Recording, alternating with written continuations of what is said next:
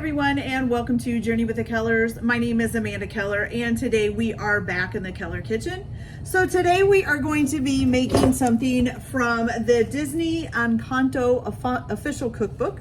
And today's recipe is behind the walls corn arepas, or arepas. I forgot to look up how to exactly say that, so I'm sorry if I botched it.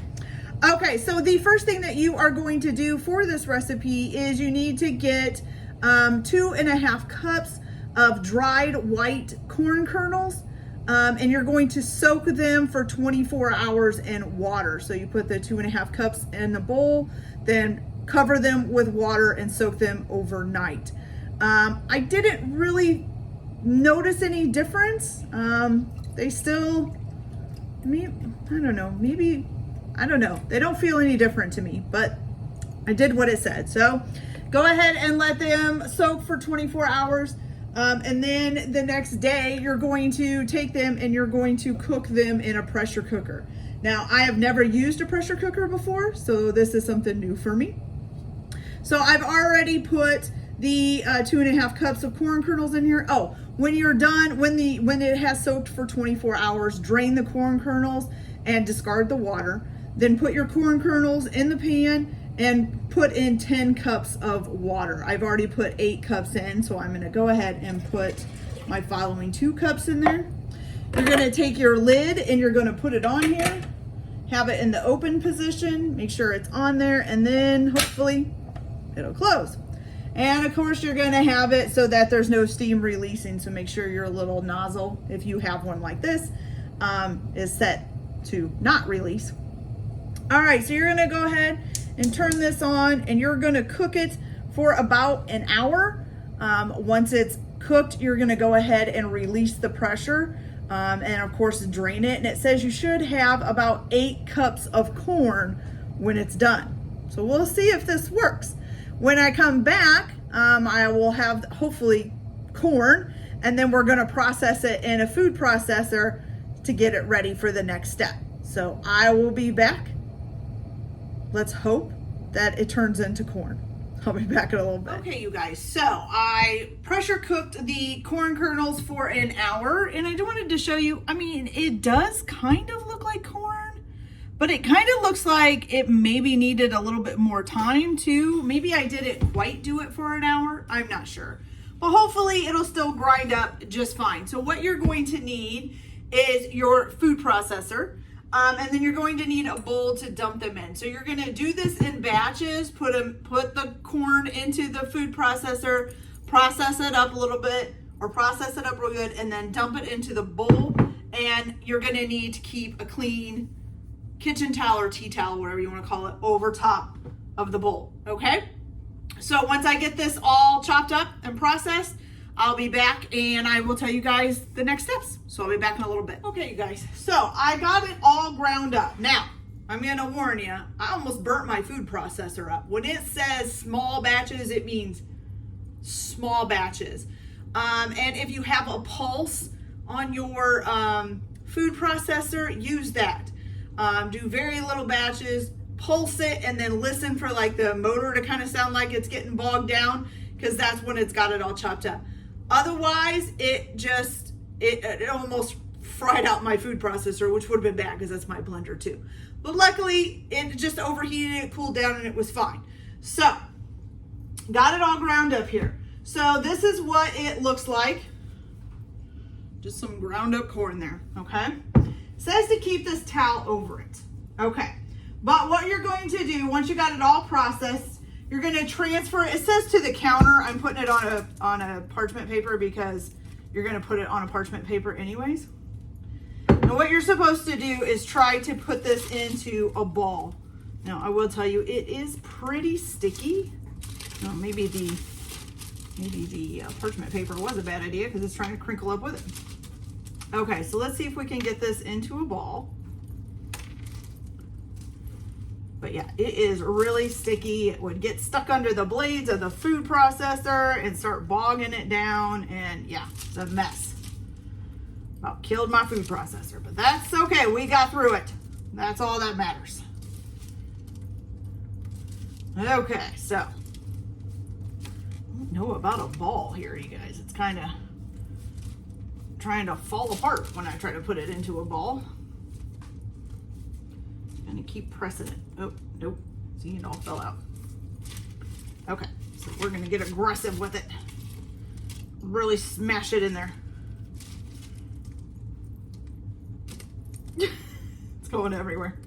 There we go. Compact it together. Okay. Add some more. Compact that together. Make sure nothing's falling out. Here we go. Okay. Maybe. Now it's kind of looking like a big popcorn ball. I don't know if that's good or bad. But I do know that this does not all want to get in here. This is going to be a huge ball if it sticks together. See, when you press new in, it just wants to press some other out. You got to be quick. Keep it all together. Isn't exactly working, but that's okay. Okay, so try to get this all up on top of here.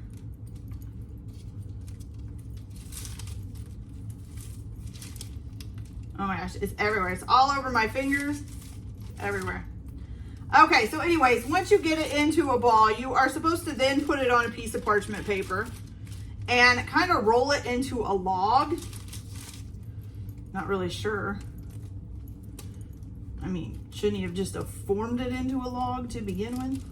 But anyway, so you're supposed to put it into a log.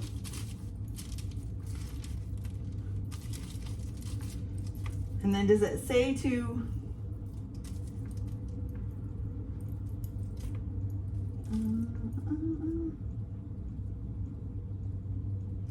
okay, so you're supposed to form it into a log and then cut it into 16 equal parts, which I don't know if that's going to happen. I mean, I feel like if I cut it, it's just going to fall apart. We'll try it, you guys. We'll try it and see what we get. Let me wash my hands here real quick. It's all stuck to them.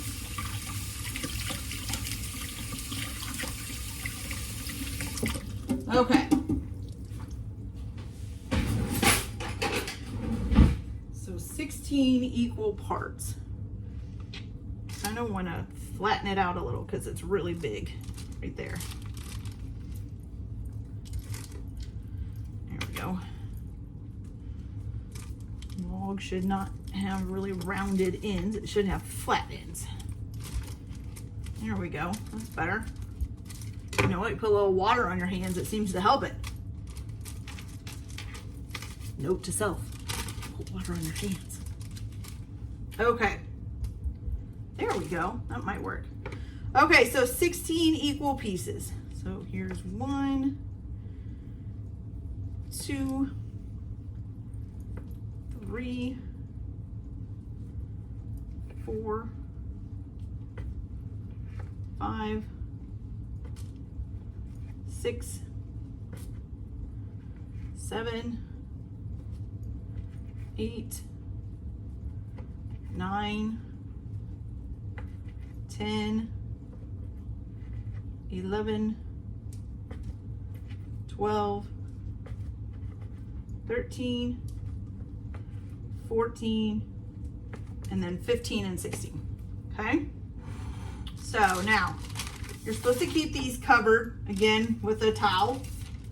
And what you're gonna do is you're gonna take each piece and roll it into like a 2-inch size ball. Which I think this is gonna be bigger than 2 inches. About like that, okay?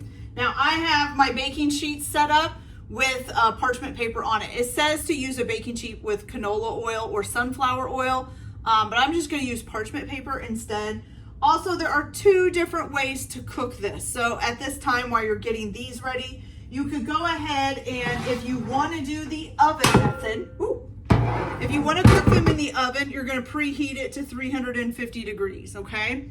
If you wanna cook them on a skillet, then you're just gonna need a large skillet. And I'll tell you how to do that when I'm getting ready to put these in, okay? So when I'm telling you the instructions for the oven. So what you're gonna do now is I'm just gonna use this piece of parchment paper that I have, but you're going to take another piece of parchment paper and just flatten these out. Let's see, how big does it say?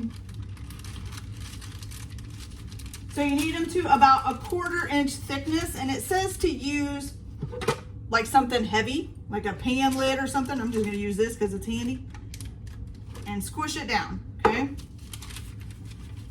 That's pretty close. Now, what you can do is you can stack these on top of each other with a piece of parchment paper in between.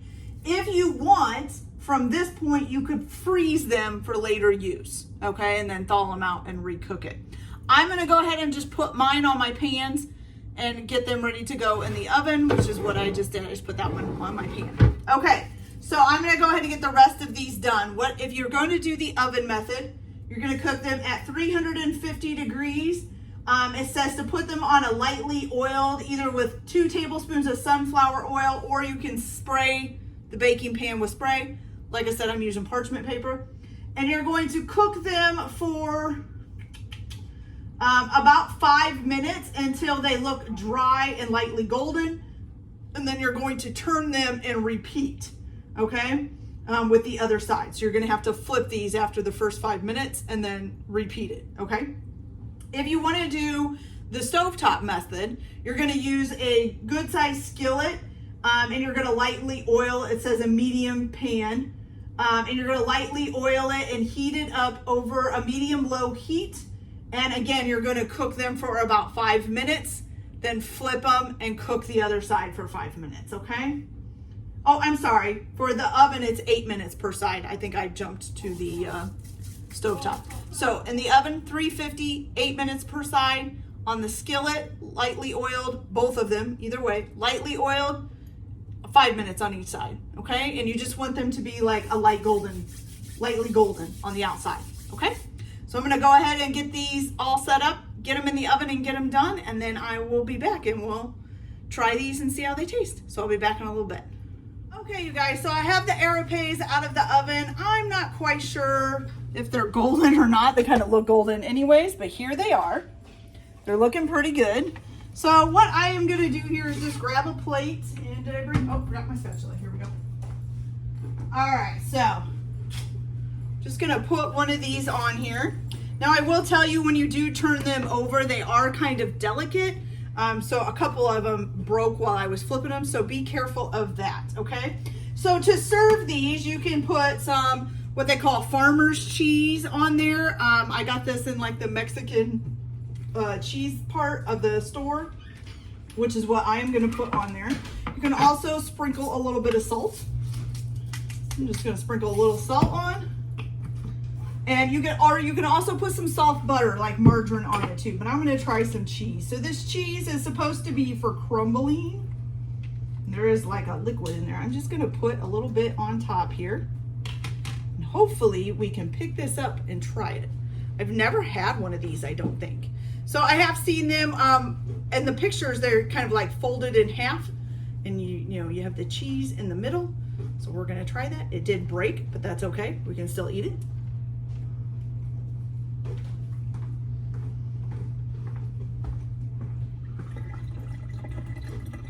Okay. It kind of is a little dry. Kind of tastes a little bit like cornbread, but without the sweetness. It's pretty dry. I'm not sure that I like it that much. It's not gross or anything. I could eat it, but it's probably not something I would want to eat on a daily basis. It might be good, like if you could put it in soup or something, that might be good, or something like that. But yeah, it's okay. Not my favorite. Okay, you guys, so that's it for this recipe. I hope you liked it. Like and subscribe if you like, or don't if you don't. Everybody have a good day. Enjoy your cooking. Keep your kitchen messy, and we'll see you later. Bye.